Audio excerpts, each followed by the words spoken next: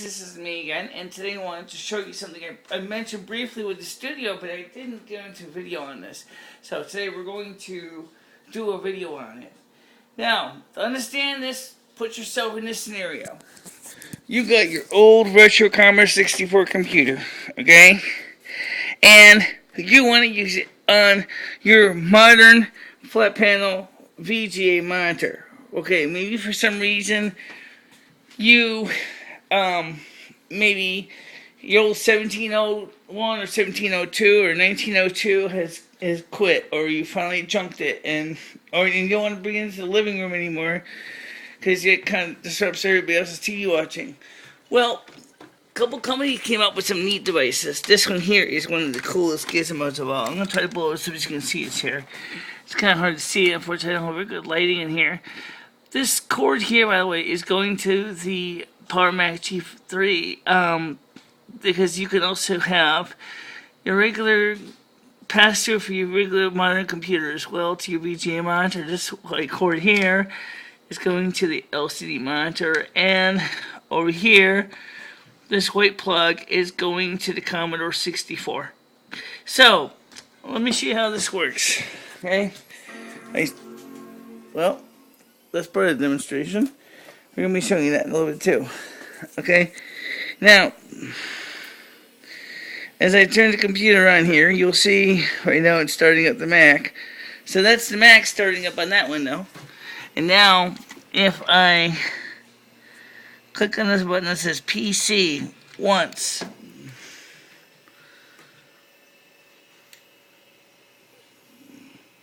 bunch of little demonstrations. Special live ones. Okay.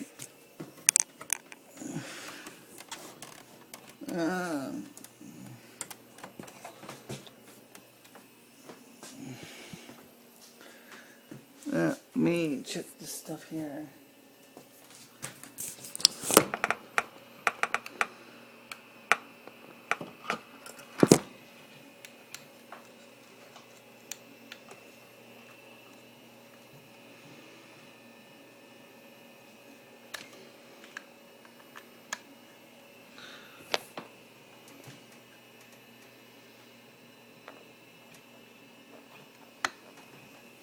Oh.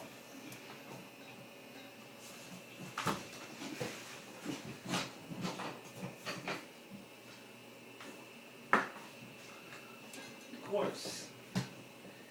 Nothing beats loving like having a PowerPoint come out of your PowerPoint. Alright. So now it should be able to see this demonstration. Okay. So anyway, this is the blue screen, this is the composite screen.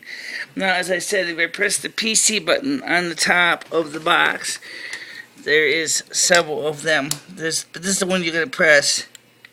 You can press that once, and it will show me my Power Mac G3 screen. If I press it again, it goes back to composite, and it gives me a blue screen. I'm going to turn this computer on here. For some reason I'm not getting power. Something else must have gotten unplugged. There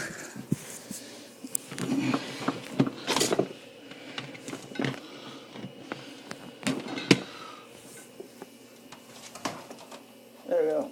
Okay, I got power on here. So that's good. I'm going to get power up here.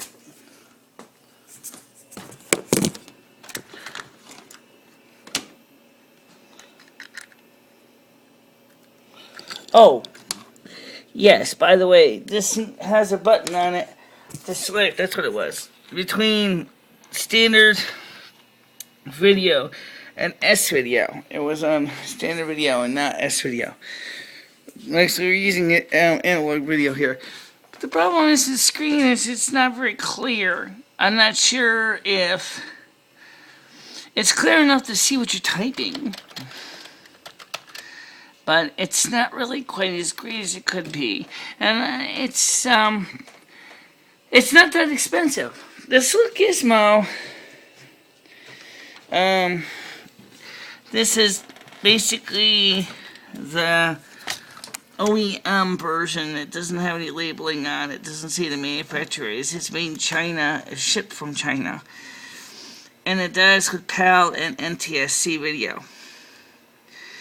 And if you need to make adjustments to it, it has a full control menu set up here. You can customize it. Things like the video modes, menu mode, reset. So if you really ran into a really confusing problem and you're having a hard time, just press the reset button, and it will count down, and it will restart for you.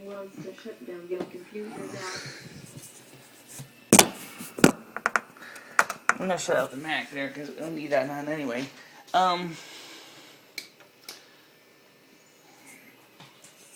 So, because this is a composite monitor, or a VGA monitor, this thing can do really high mode resolution. Of course, to be honest with you, I have tried the converter in all resolutions. It really doesn't make a difference with NTSC anyway, to go any higher than 800 by 600, because standard NTSC broadcast is 640 by 480. But, well, you do what you gotta do, right? And so, let me see if the computer's shut down. Unfortunately, my problem with G5 takes a long time to shut down, so. Okay, Logout has timed up because applications to Anaconda. Okay, whatever. But here we got the screen here. Shows you what I'm talking about. So I can pop back and forth.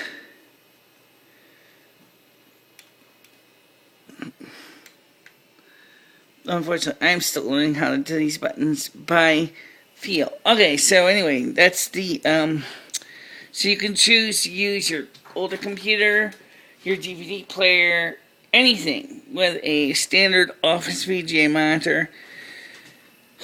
Unfortunately, it does nothing for the sound, because the Commodore 64's sound can go to a separate amplifier box, unless your monitor has built-in speakers. In that case, well, that's another cable, and you'll have to figure it out from there. And I personally think this thing is not a bad little purchase, and it does save my bacon for a lot of work. By the way, as I said, I only put some of the Commodore 64 up. I did not put the disk drives or the data set or all that. I was just originally setting this up to show it to you, but that's something else. And this is the other computer we're using here, the blue and white G3 that's sitting on top of all the drive arrays we have on it. I've mentioned this before in many videos, and it's pretty good. So, anyways, that's all I wanted to show you. And coming up in maybe a week or so, we'll be demonstrating another few products that we have just ordered. One of those products happens to be a retro handset. And the idea is to use the retro handset with the iPhone with my Mirrorphone TDD, which I will show you how it works, just as I showed you how this works. So, you can really have some fun with that. Get a chance to try some new experiments, try some new products, and really kind of cool to do it that way. I know it's just a big deal. Well, turns out it is a big deal, because I'm the kind of person that likes attention. I'm gonna shut the computer. Hold on. Okay. So anyway, that's the way it goes with the video demonstration. Sorry about the technical mites. I'm just gonna send it straight up from the iPhone to YouTube, because it'll go a lot faster that way than trying to upload things. You know what's funny though, after I had gotten my sore throat, my voice has never kind of totally restored back to normal. I think I got some scar tissue on it or something on my voice vocal cords, because it's kind of raspy still. But you know, I'm also getting older too, and the weather hasn't really quite been as complimentary as I would like. So sorry about the screw up. I'll see how it looks, and if I think it's good enough, I'll just put it up and see how it goes.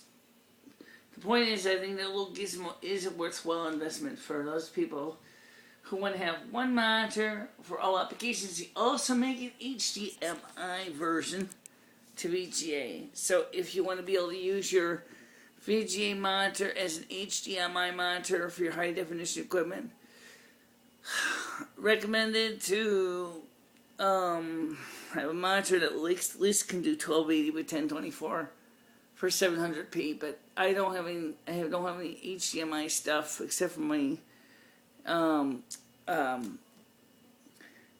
DVR from Dish Network. So that's about the only thing that has HDMI connections on it. So I'm not going to go out there and spend $18 on an adapter if I'm not going to be able to use it for much. You know, it's a waste of money. But anyway, that's me. Okay, talk to you soon. Bye-bye.